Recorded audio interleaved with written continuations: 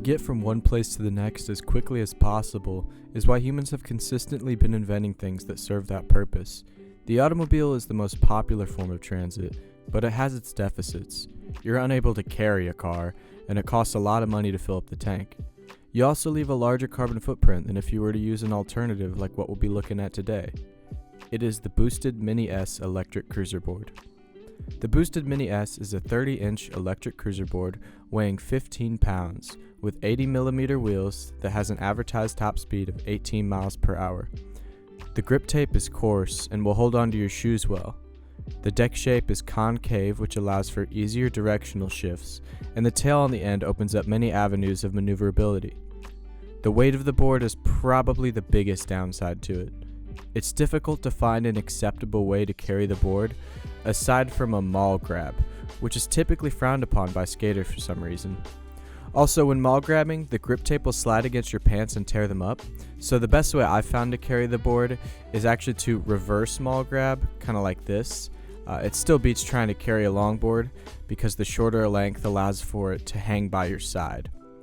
The board is advertised to have a range of 7 miles before running out of power, but in my extensive usage, I typically get around 5 miles.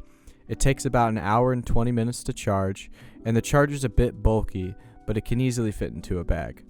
It comes in at a price of $749, but there's a 20% student discount going on right now, so I managed to get it for $599.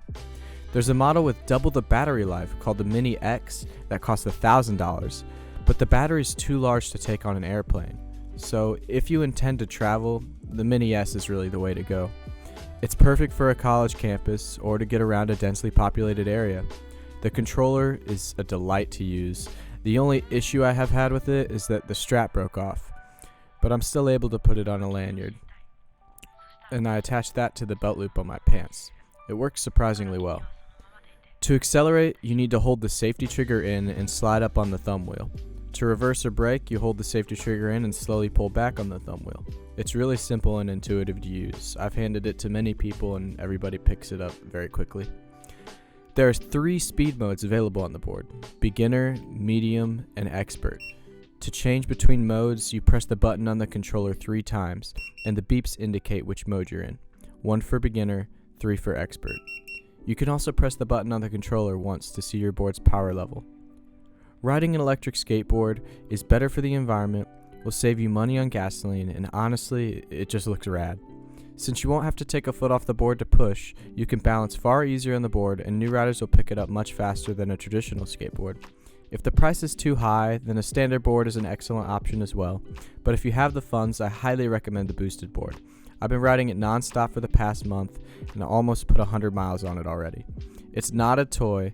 It's powerful, fast, and dangerous, so if you do intend to ride, I recommend wearing a helmet. And if you ride in traffic, definitely wear a helmet. No matter how confident you are in your riding ability, you can't control whether others will be aware of your presence. So the Boosted board it's really simple to use, it's eco-friendly, a bit overpriced, but a joy overall.